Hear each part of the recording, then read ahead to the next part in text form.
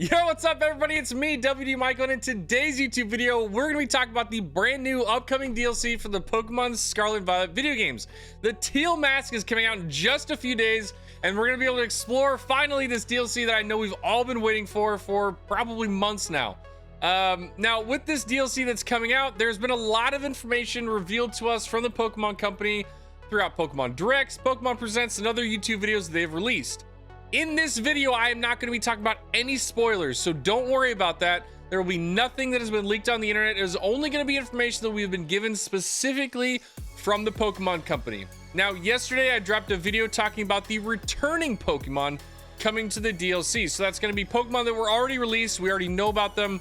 They're not new. They're just old Pokemon that we're now going to be able to actually use in this game. So in this video, what we're going to be talking about is actually the new Pokemon that we have been given throughout some of the Pokemon Directs, Pokemon Presents, and any other release video that the Pokemon Company has given us over these last couple months. There are 11 of them currently at this moment that we are aware of, and I want to talk about each one of them. Talk about them as far as their designs.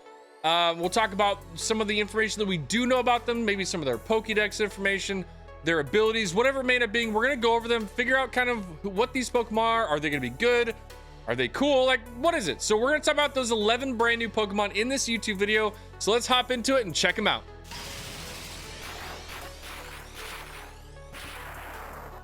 All right, so here we are on Cerebi. Cerebi is a fantastic website if you're ever looking for Pokemon info that doesn't have any sort of leak information. Cerebi is really great about collecting a lot of the data from the Pokemon, releases, information, stuff like that, and then compiling it into an area where we can all kind of view it and see it. So Cerebi is great. Thank you for the website. It's amazing. I use it all the time, and it'll help us explore these new Pokemon without getting any of the leak information that's kind of been spreading around on the internet. Because I'm not trying to ruin the game for you or myself. I just want to talk about what we've actually known from the Pokemon Company. So where we're going to kick it off is going to be what I would consider kind of like our legendary 3 Pokemon. In a lot of the Pokemon video games, you get those legendary 3 and then you get a mythical. And so, the first game, it was Zapdos, Articuno, Moltres.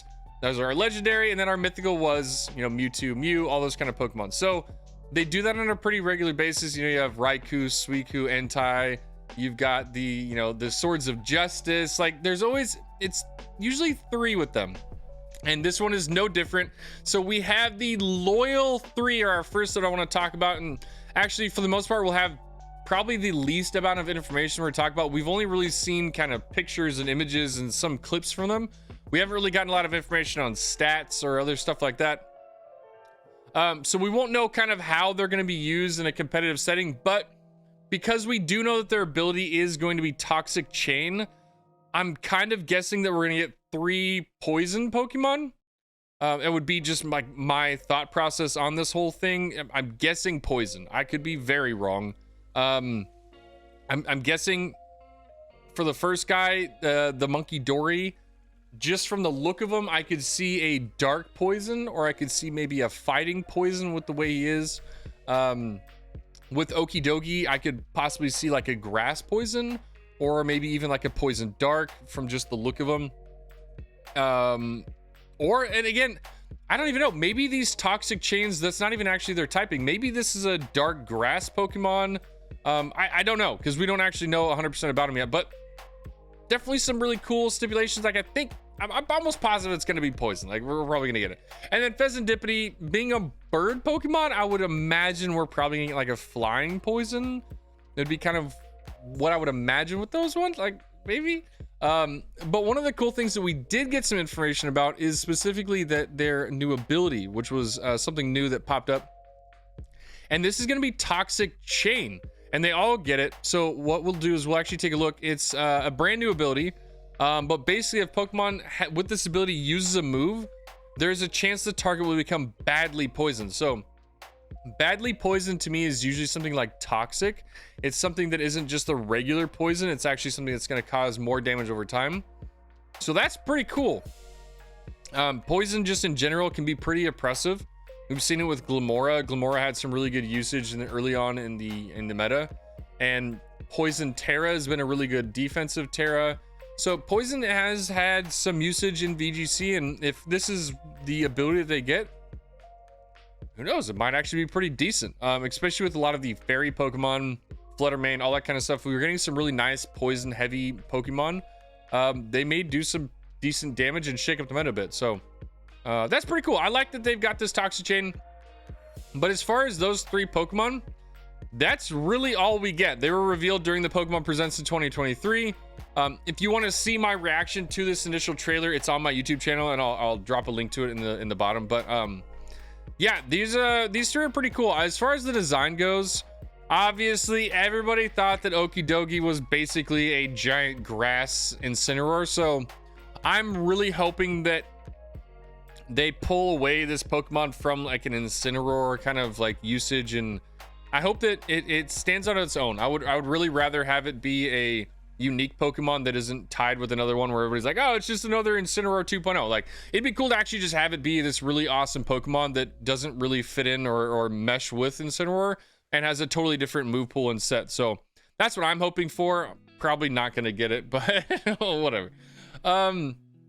I really like Monkey Dora. I think he's pretty cool. He's got kind of like that shy kind of like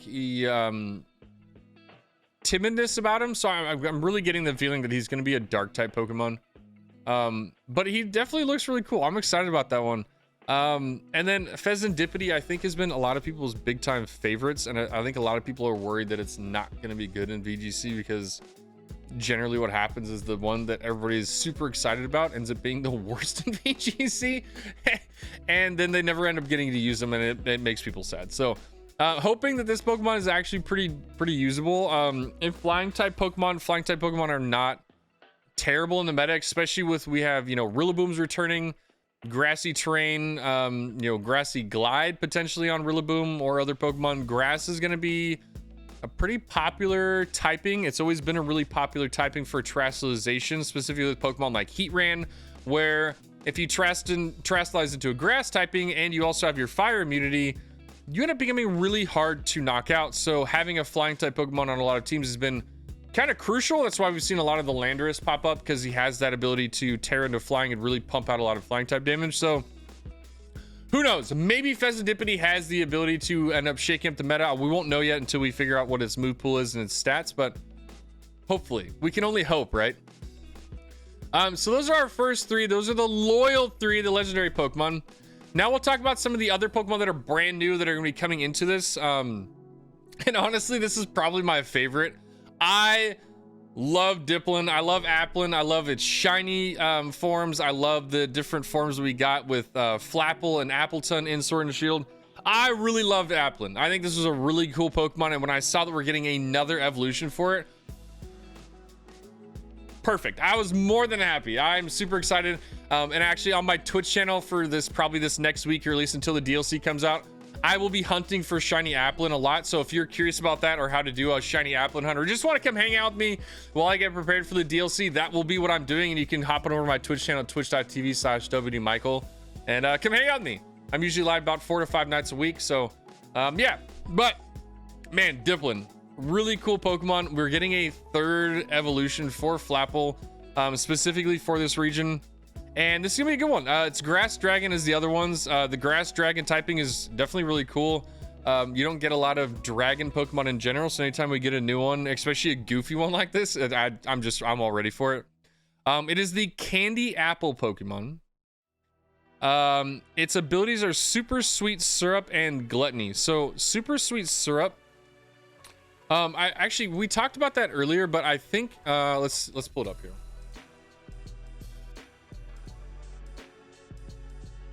Super Sweet Syrup. All right, I remember them talking about it in the actual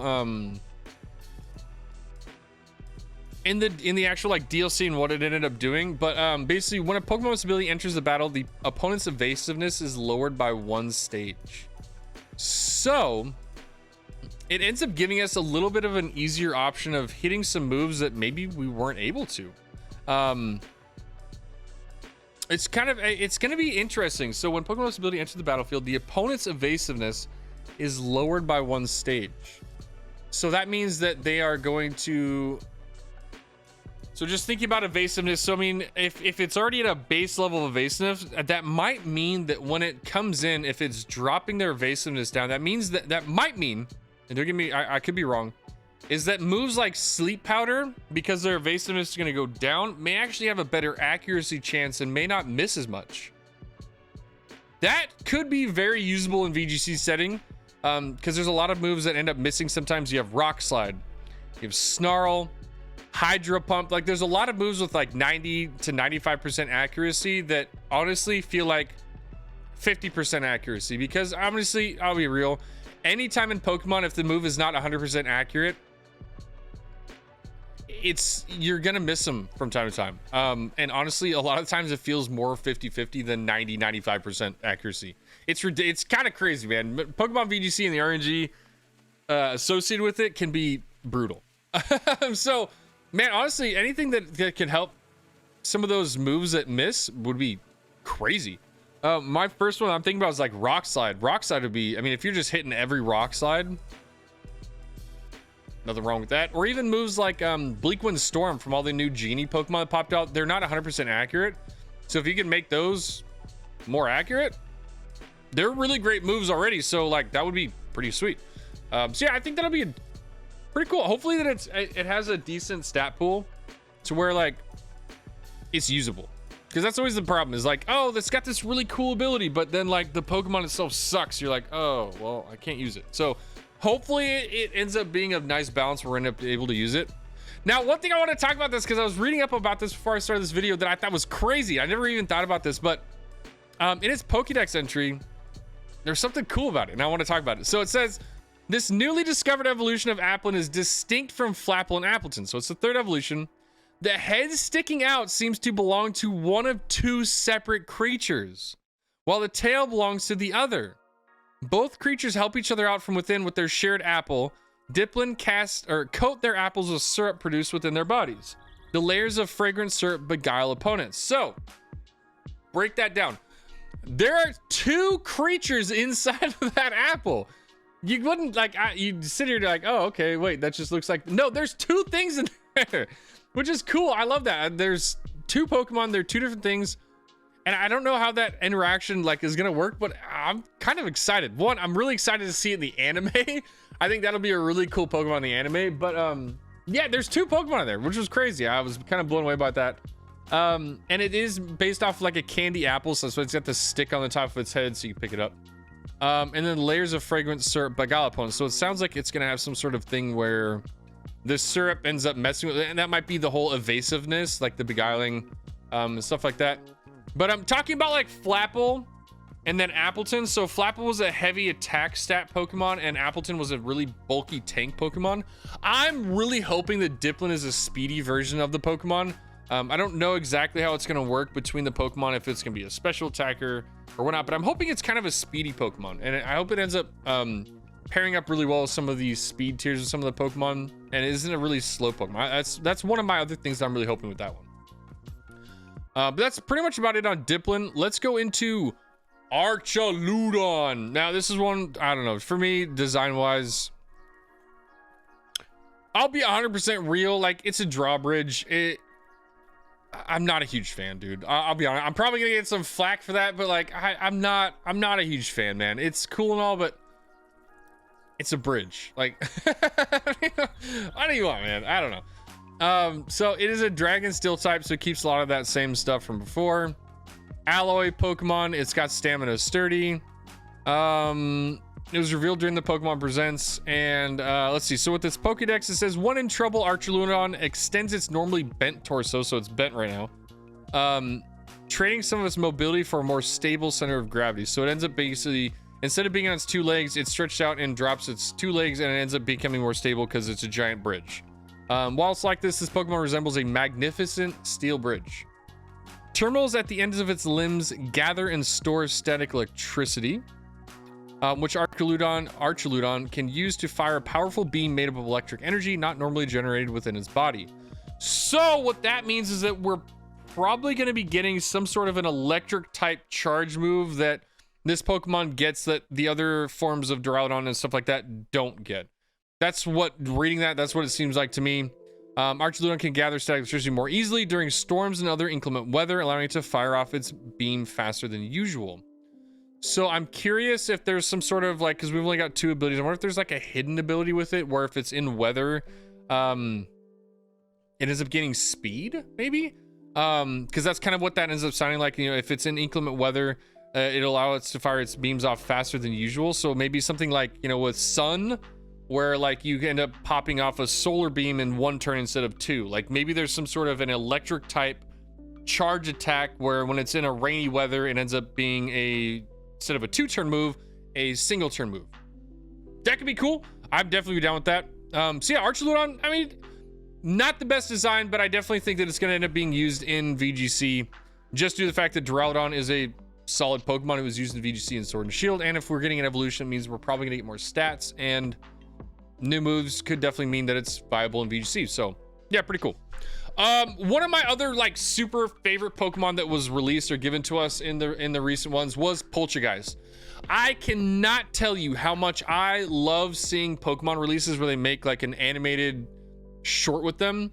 Grievard, the dog Pokemon, was one of them that I thought was really cool when Scarlet and Violet was releasing, where we got kind of like a cinematic video of like an explorer going out and finding a Grievard and kind of seeing some of the backstory. I will tell you right now, I'm huge on Pokedex entries. I love the information on Pokemon. I love the backstory, the anime. I love that. To me is what makes me super excited about Pokemon, instead of just battling with some numbers and Pokemon that are trying to knock each other. I love the story. To me, it makes it more realistic. It makes me, you know, I dive into the story more, and it's more fun. Poltergeist was one of those ones where we got kind of like those cinematic trailers, and it was really freaking cool. I'll be honest. The story behind Poltergeist was awesome. Basically, it's the matcha tea Poltergeist version. So we've, you know, we had Poltergeist, we had Sinistea.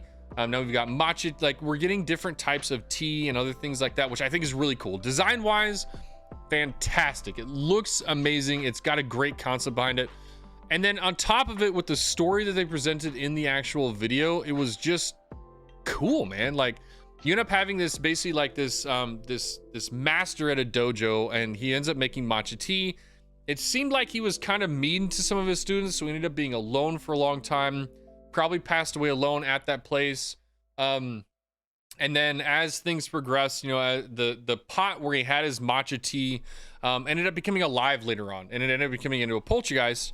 And now with Poltergeist, some of the cool things that we were seeing was that, one, if you look at like the green stripe on its body, it's able to fix cracks and things. So it'll go around and it'll, you know, like a broken phone screen, it'll throw some matcha on it, it'll fix it.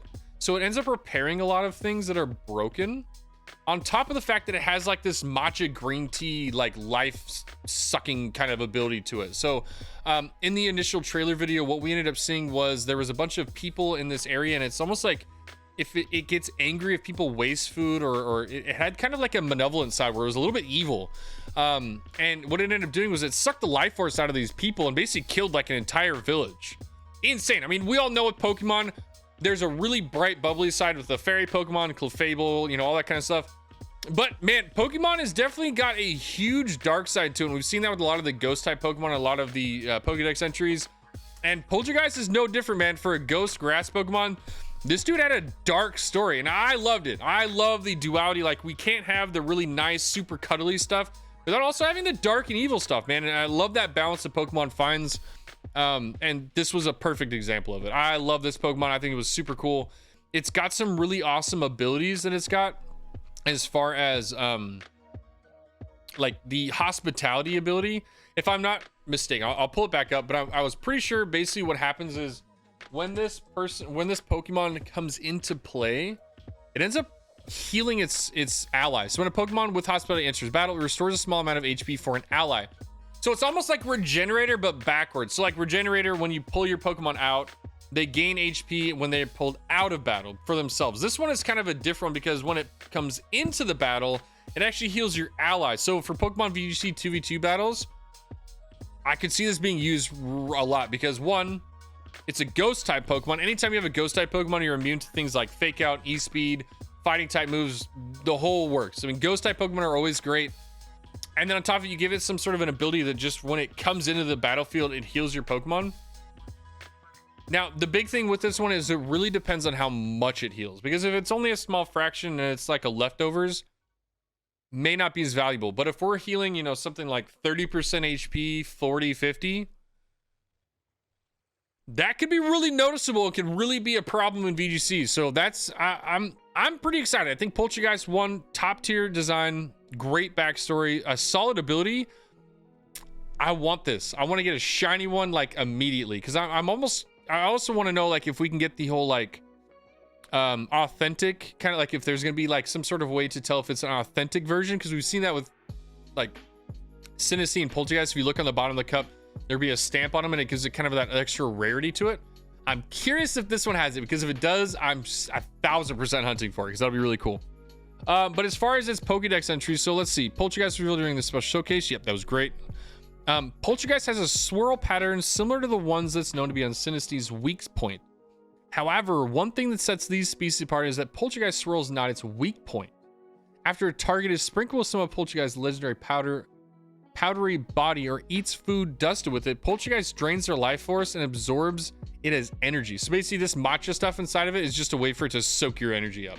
So you're like, oh, this is great. And then it just kills you.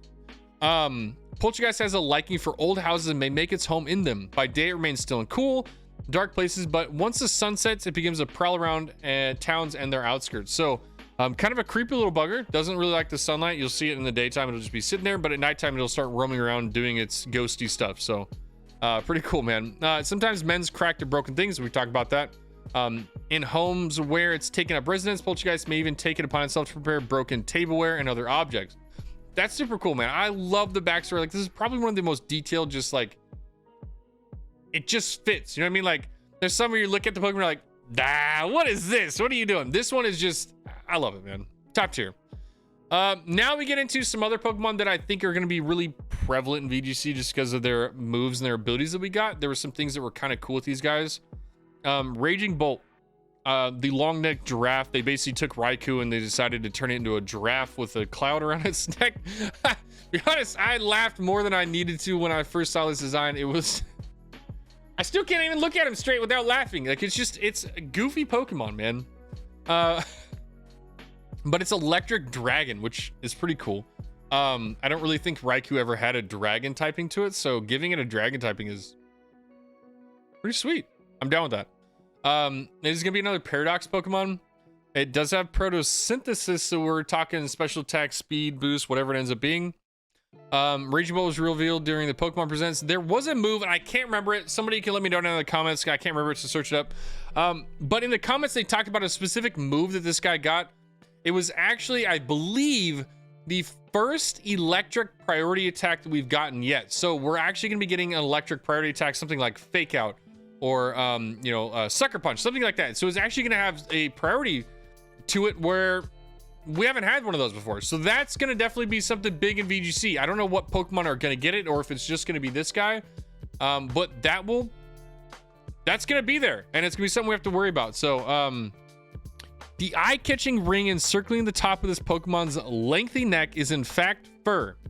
It's not clouds. Okay, so it's just got a ring of fur that looks like clouds, I guess. I don't know. Raging Bolt is said to launch lightning from this fur and incinerate everything around it. Bro, well, look at it. Actually, that's kind of cool. So now I think about it, so what it says that, so it says Raging Bolt is said to launch lightning from this fur and incinerate everything around it. If you look at its feet, it looks like fire. So that makes sense design-wise, like that whole, like, I get it. That's cool. But the full details are still unknown. So there's definitely a lot that we don't know about this Pokemon yet. It was definitely one of the ones where we've kind of gotten just a little bit of info, but still really cool. So this is going to be our ancient Paradox that we're going to be getting. And now the non-ancient, or the future one, is going to be the Iron Crown. Now this design is really cool. A lot of the future Pokemon have had really cool designs. They've been pretty decent. I like kind of like this starry effect that like Iron Hands has in his hands, and stuff like that. And so the same kind of thing with this Cobalion future. And its horns has got kind of like that like sparkly starry kind of thing. I like the design. It looks really cool. It's gonna be a steel psychic type. Like looking at it, I wouldn't have thought that. I would have thought like steel electric or something like that, but steel psychic, interesting, could be cool. It's got Quark Drive. It doesn't have Protosynth, but it's got Quark Drive. Obviously because it's the new one. Duh. But Iron Crown was revealed during the Pokemon Presents, and it's said that this Pokemon once mowed down everything around it by launching shining blades from its distinctive horns. But little else is known about it. It's unknown what kind of Pokemon Iron Crown is. If I remember correctly, we are getting a double hitting move from this Pokemon. I think it's a double hitting steel move. If I'm not, I think so. I'm probably wrong. I can't remember exactly what it was because this is one of the older releases, and there were 2 new moves specifically with Raging Bolt and Iron Crown that we were getting, and can't remember anymore. Let's actually hold on. Let's take a look. Maybe it'll be up in here. One second here.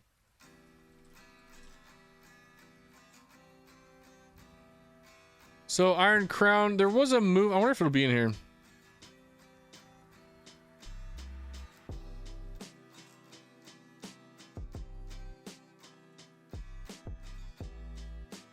Tachyon Cutter, there it is. So this is the move that we were given. So Tachyon Cutter, Tachyon Cutter inflicts damage hitting twice per use, and it bypasses accuracy checks to always hit. So I was like, it's another double hitting steel move, and I was like, but we already kind of have something like that. So like, what's the difference?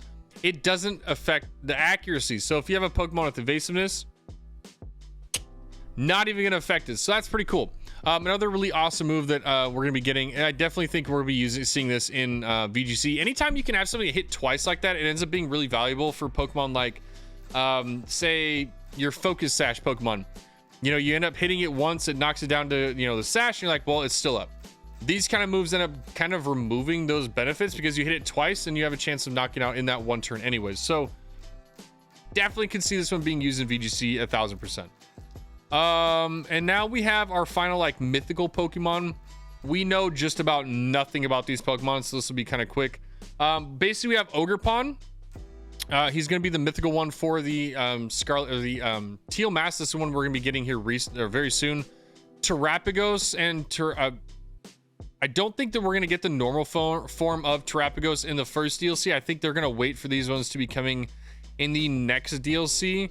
I think we're really going to be sticking with the Loyal 3 and Ogerpon for this one particularly. Now with Ogerpon, we don't really know anything about it, but one thing I want to talk about is what I think with this Pokemon. I've seen kind of it in some of the DLCs and some of its like images from the videos. This one to me feels like it's a Pokemon that was misunderstood. It looks like it's got a pretty scary mask on, like it wants to be intimidating.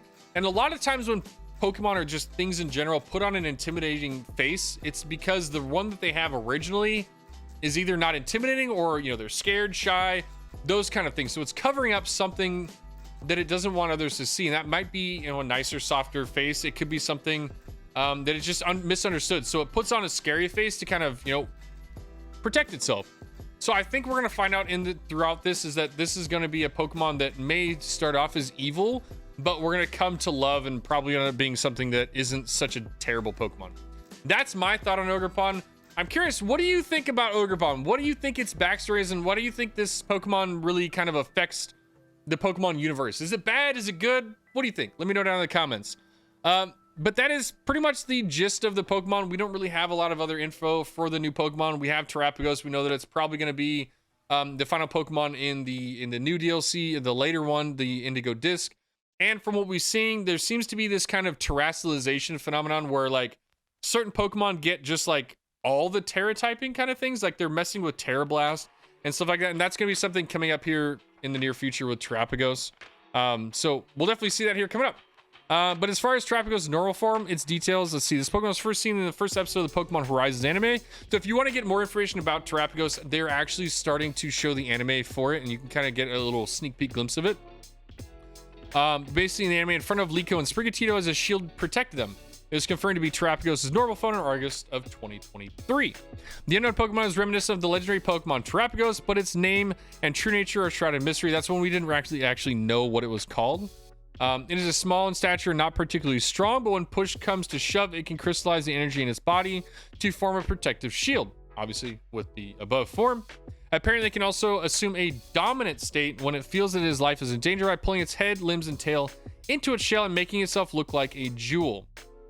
So it definitely looks like it's got some really awesome like ways of being a stronger Pokemon. It's definitely going to work in with the terrestrialization feature.